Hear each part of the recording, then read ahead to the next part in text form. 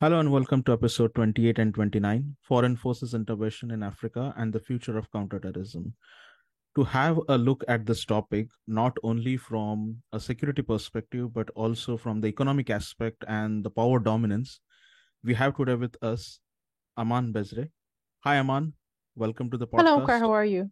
Thank you so much for having me. Thank you very much. Likewise, we are great to have you in the on the podcast. Oh, And I anytime. believe, yes, and I believe like Mhm. you have been also quite busy with this topic. I mean, we follow your post on LinkedIn.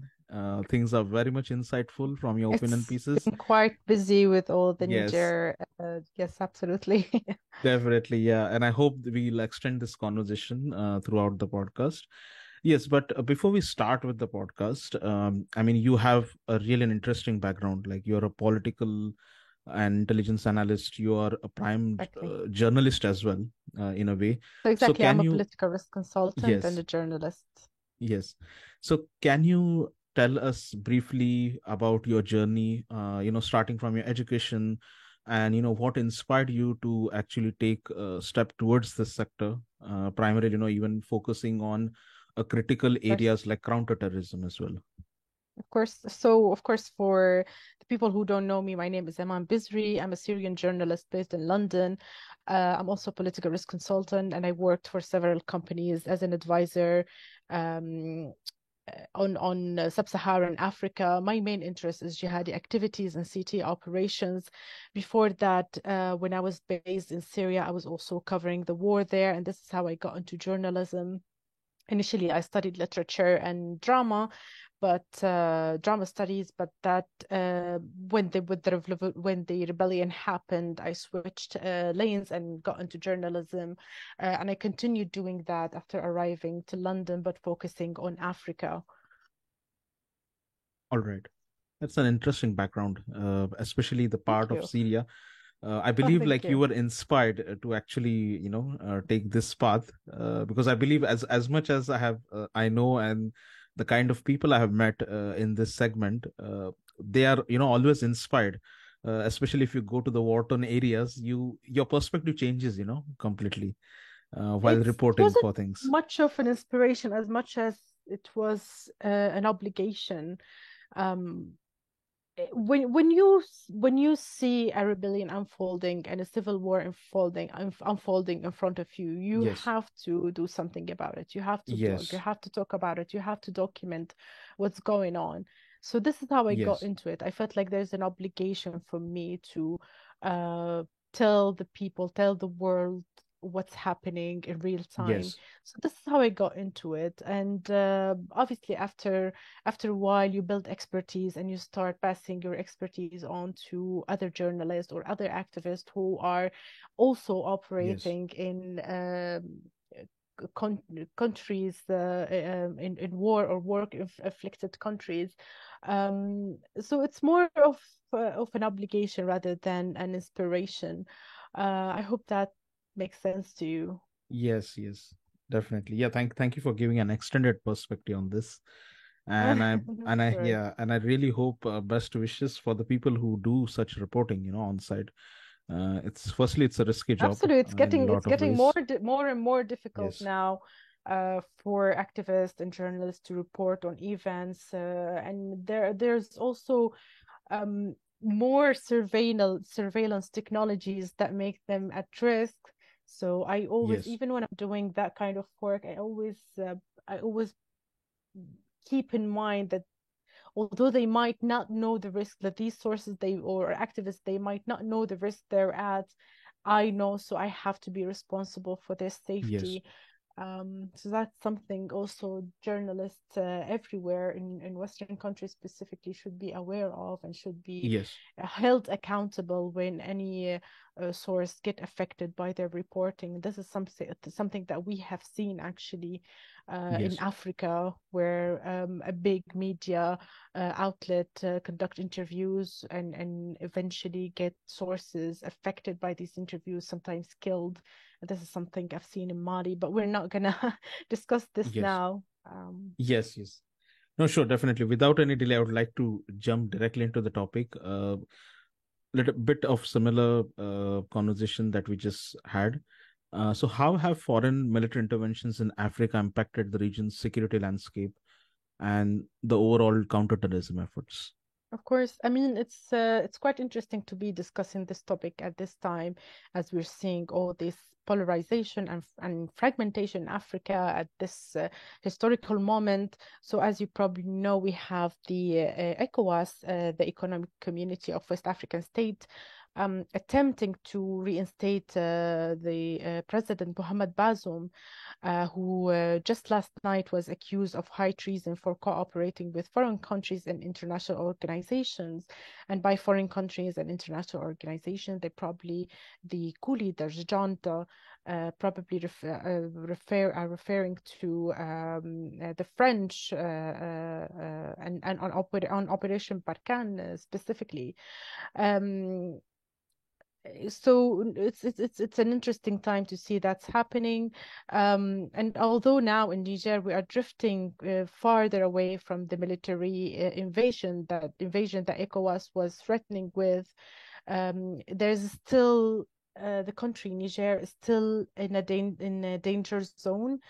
And we might witness a Nigerian-led intervention in Niger or a military action against Niger that will be probably supported by the French. But to go back to your question specifically, foreign intervention in Africa had significant impact on the region's security landscape. But the effects can vary depending on the country or depending on the specific form of intervention that the country has conducted. So there are, however, some general trends and consequences that can be observed. Um, I'll give you an example from Yes. Rwanda. So um, before getting to Rwanda, maybe let's look at the trends. So in some cases, foreign military intervention could increase instability and proliferation of conflicts. And we're talking here about specifically intercommunal conflicts that are rife in Africa. Um, in other cases, they could exacerbate an existing tension, and because the foreign forces could take sides, or could create the foreign intervention could create power vacuum that leads to more violence and insurgency.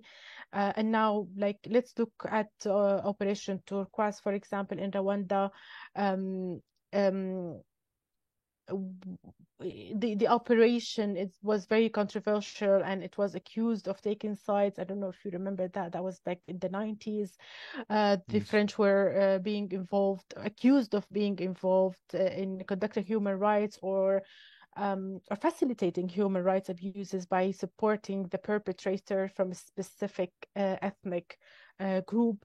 The operation was also accused of smuggling warlords and war criminals to neighboring countries, also from a specific ethnic group.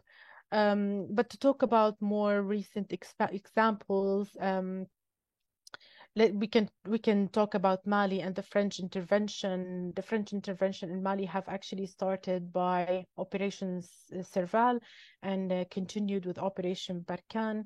And it was an intervention that was requested from the Malian government back in 2013. But however, that intervention did not really stop insurgency or even limited. Um, so just to give you a context on why the French had to intervene in Mali, there Yes. was a rebellion in 2011 by the Tuaregs, a nomad ethnic group residing in northern Mali. But that rebellion was hijacked by Islamists, also some of them from the Tuaregs. Eventually, end of 2012, 2013, some jihadi groups affiliated with Al Qaeda, where especially the Movement for Oneness and Jihad in West Africa, took over the north. So they occupied northern Mali, and therefore the Malian government had to request the French help.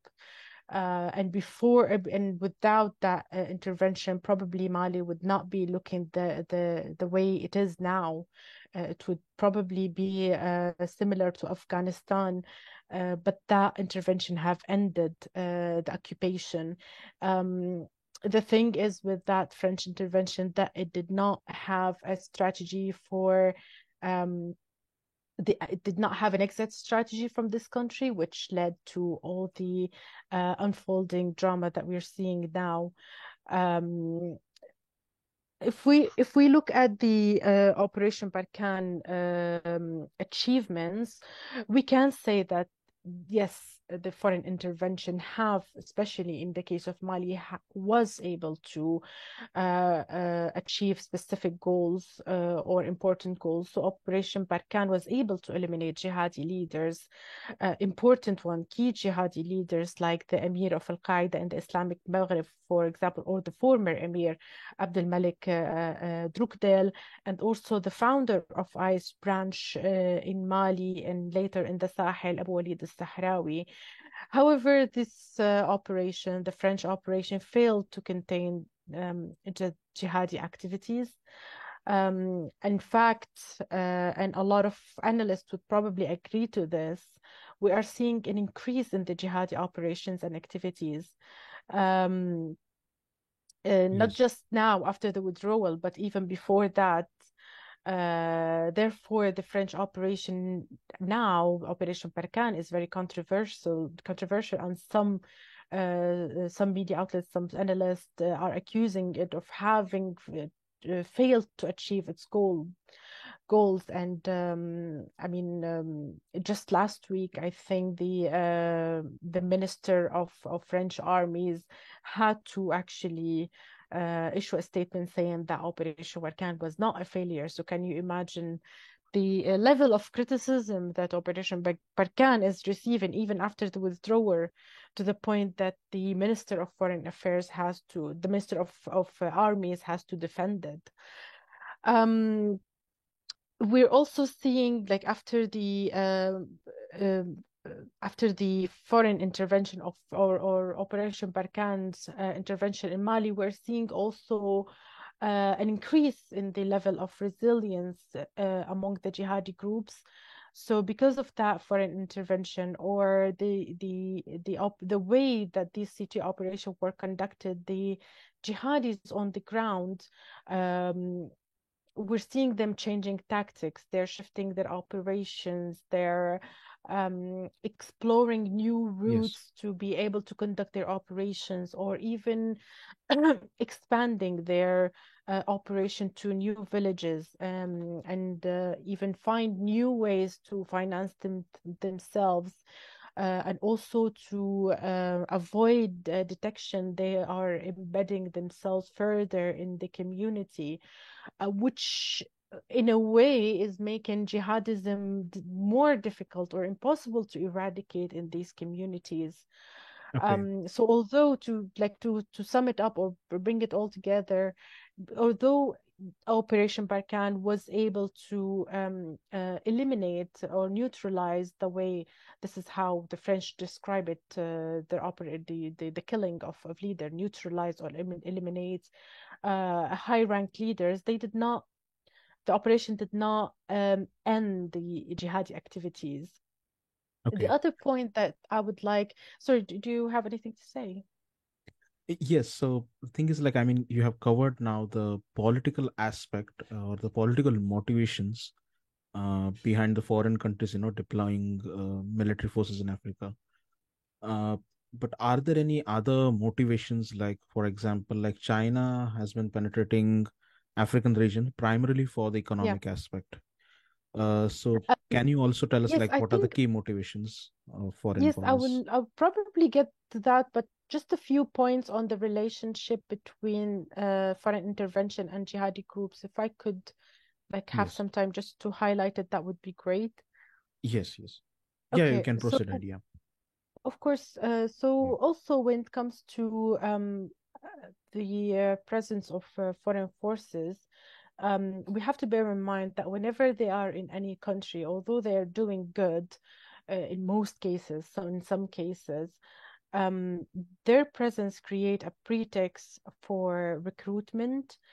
I'm talking here about jihadi recruitment, especially in marginalized communities, because having a foreign power with capabilities and arms and weapons on the ground, operating between among these communities in Africa, creates this idea of having an external enemy that doesn't look like them, that doesn't believe in the same belief system. They have different belief system.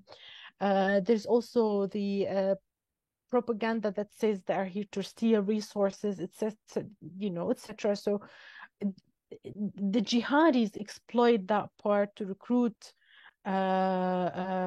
young people in their ranks, which in a way feeds into the global jihadism.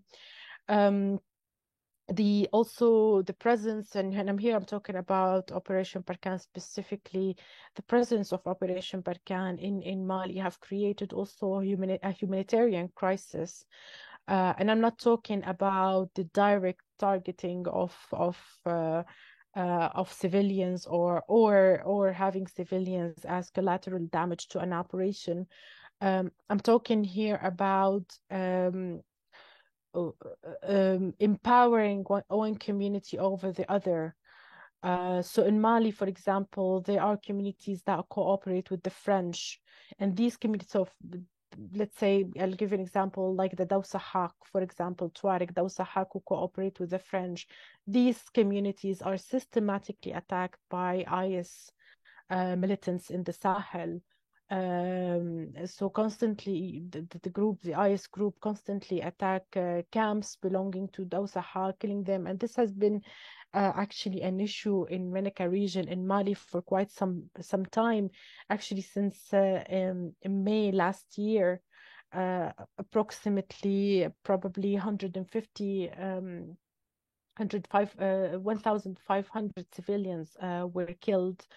In some cases, also the foreign intervention can open the door for regional spillover.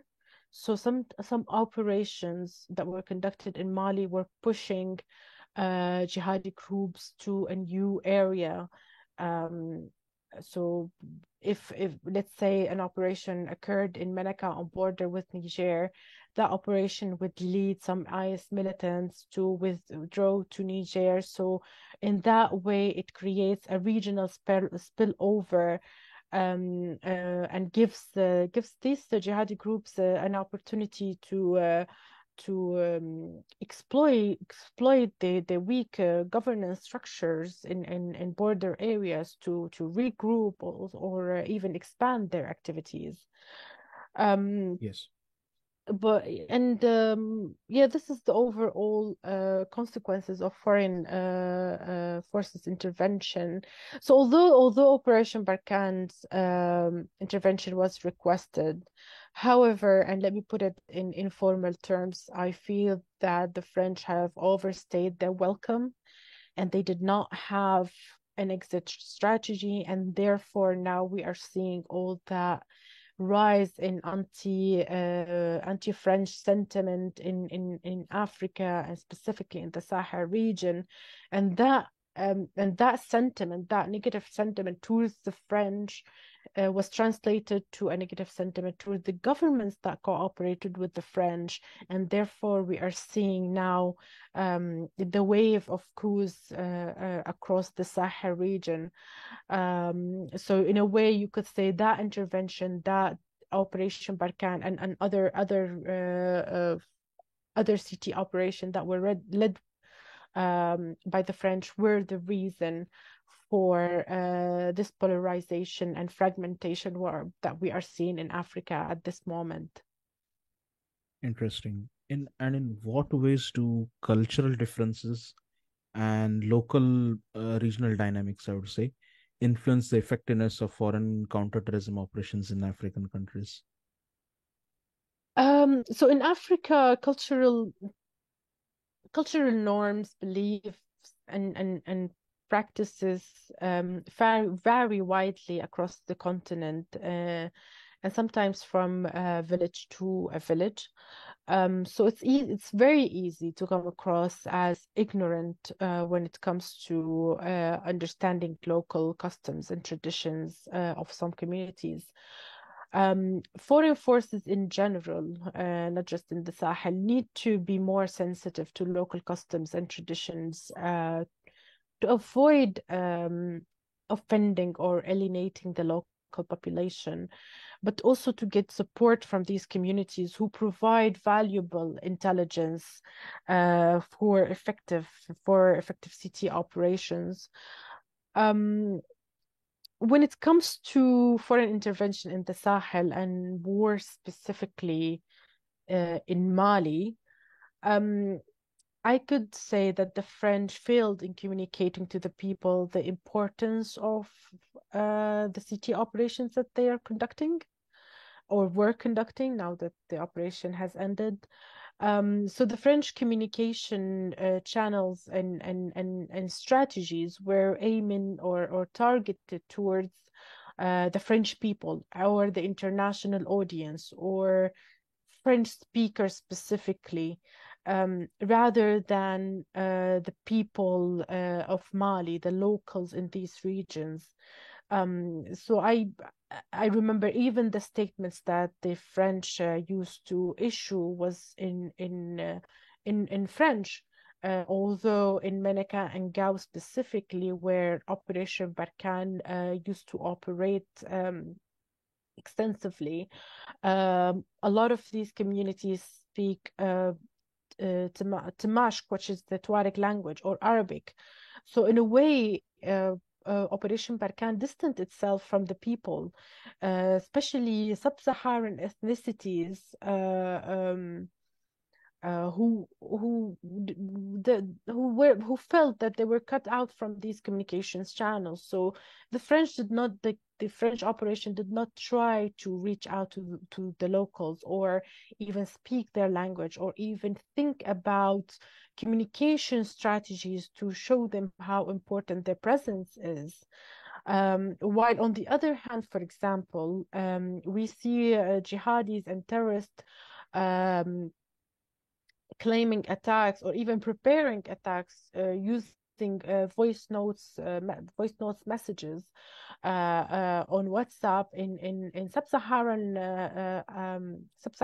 languages or Arabic, so languages that are close to the people that people can understand. So you could say that in a way that every party was speaking a different language, and Mali for like a long period of time was feeling like a small Babylon, where each party has their own language, and I think this is one of the reasons why the coup leaders in Mali and Assimi Goïta, who's the president now, Colonel Assimi Goïta, decided to make Yes. Dogon, which is a sub-Saharan African language, an official language to the country. So it's sort of like um, a move to say that we are going beyond the French language and we are becoming more concentrated on our national identity. And I'll give you an example about how detached Operation Barkhane was from the locals. So, as you probably know, the French convinced European countries, I think nine European countries, of Yes. being involved in a CT operation called the Takuba Task Force. So Takuba is actually a Uh, word. sorry for interfering. So Aman, if you use the word counterterrorism, it would be great because we have an audience from space industry as well. Because Oh, yes, of they are course. generally not, they are generally not actually familiar with the short Of forms or course, of course, of abbreviations. course. So it would be great if you can just use the word counterterrorism. Generally, just to Okay. make them understand, as they are not so much familiar. The audience in the defense, of course, they are familiar with the counterterrorism word. So yeah, Okay, that's okay. the only thing I want to tell. Yeah. Yeah, please Okay, proceed I'm gonna ahead. start Yes. from the example then, Yes. to rephrase it. Okay. So I'll give you an example on the detachment of the French from the locals. The French have convinced nine European countries of joining in counterterrorism operations in Yes. Mali under the name Takuba Task Force. And Takuba is a word in Tamashq in the Tuareg language that means a saber or a sword. And there was a huge backlash from the Tuareg community for using Takuba as a name of the operation. So the French were accused of appropriating cultures, for example. So what I'm trying to say is that the French were not able to understand the local communities, and therefore they pushed themselves further away and were viewed by the end of the operation as an occupying operation rather than an operation that aims to stabilize Mali. Um, Also, the French did not have like a deep understanding of the reasons behind that's the spread of terrorism and jihadism in the Sahel, and how it's linked to communal issues. Therefore, for example, they stood against opportunities for the Malian government to enter a dialogue with Al-Qaeda in Mali and its branch, Jamaat Nusrat al-Islam al-Muslimin, or JNIM. So they missed, because the French were against that dialogue. The Malian government missed that opportunity to enter dialogue with the jihadis. And To tell you like a bit about how Al-Qaeda operate in Mali, Al-Qaeda is actually very, very embedded in the communities. Most of Al-Qaeda leaders are belong to nobles of the Tuaregs, or belong to